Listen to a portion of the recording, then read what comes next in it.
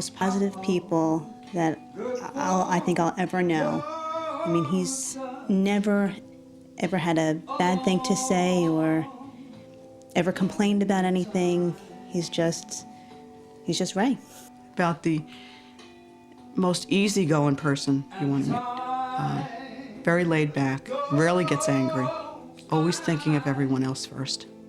You know, but even now, with the situation as it is, always thinking about someone else before him. And I'm trying to tell him, well, now's the time we have to think about you first.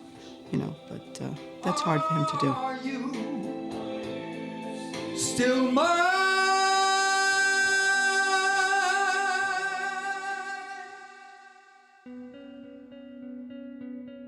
Shawn was always the type of guy that would greet you no matter what the situation was. He'd always go out of his way to make sure that he said hello to you. Never really required anything from you but friendship.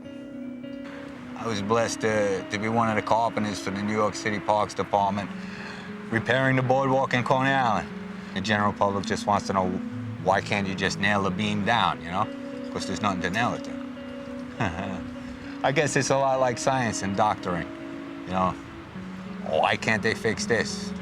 That's what I say, you know, but then there's many different reasons. Shawn hasn't always been on his own. He's been a hard worker all his life. It had to be the beginning of last winter. I went to the doctor, and then he told me, what, I think you have ALS. And I didn't really know what ALS was. He says, Lou Gehrig's disease. I said, well, how'd you come up with that so fast? I was trying to invent braces as my legs were getting worse. But all my braces involved a 2x4, so.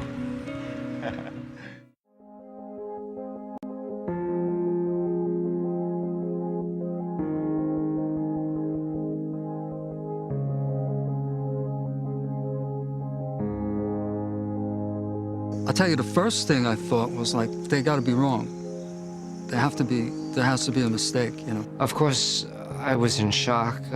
Here's a young, independent man whose life is being taken away from him.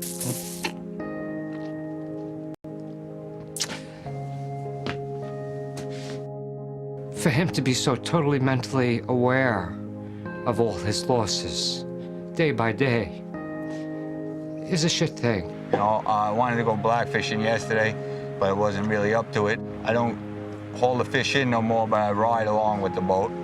But again, Shawn is so unique and he is so inspirational that he gives me the strength to deal with this. You know, I could sit here and say, why me, why me, why me, and ruin the whole day. Or I could say, okay, why not me? Ray is very positive. You know, living for today, which is something he's teaching me because that's not my nature. You know,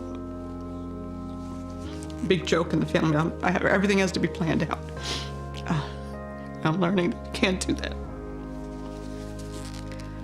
So we go to the future and we think about it, but try to come right back to today and make the most of today.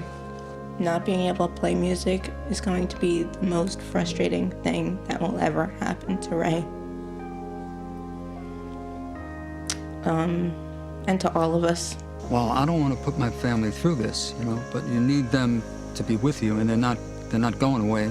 It's kind of sad in a way that you've got to not only go through this yourself, but they've got to come along with you, you know. So you try to think, what are the important things, you know, in life? For me, it's family and, in other words, hope. You know, not thinking that I had a good life, thinking more or less that life is great, you know, right now. But I'm gonna go out with dignity. Thanks to this organization, thanks to a bunch of strangers who turned out to be the best friends you can ever imagine in the world. I'm already worrying about him not being able to sing. I know we've been told that the ALS, you're never sure. Is it gonna hit your limbs first, your legs, your arms? You know, in what sequence it's going to affect you. I'm just hoping that it affects his voice last, because that is Ray. I find myself getting very angry at other people, you know, who say, how's he doing? Is he getting better? You know, no, you don't get better. living on a houseboat is paradise. Every day, every morning is different, every evening is different, sunset, sunrise.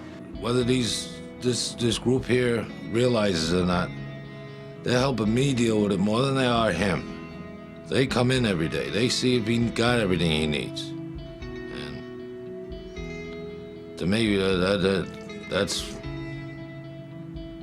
makes the life worth living. The more people I got around comforting me and understanding what I'm going through, and I'm not saying babying me, just, you know, that they're there. You're not on a park bench somewhere.